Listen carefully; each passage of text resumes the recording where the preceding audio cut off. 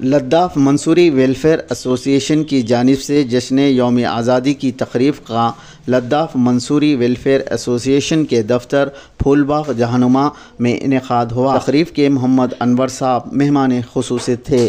इस मौके पर कौमी परचम लहराया गया।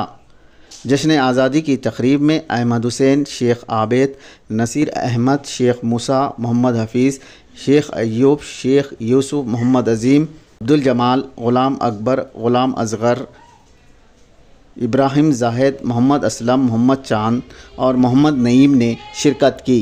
हैदराबाद न्यूज़ उर्दू।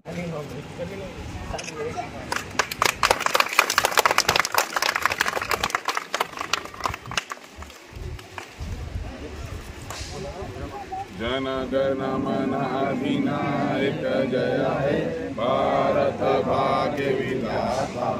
पंजाब सिंध गुजरात मराठा कावेरी उत्कल गंगा, विंध्य हिमाचल यमुना गंगा उज्जल चलति तरंगा। तब शुभ नामे जागे, तब शुभ आशीष मांगे, गाए तब जय गाथा। जन गण मंगलदायक जय हे भारत भाग्य विधाता।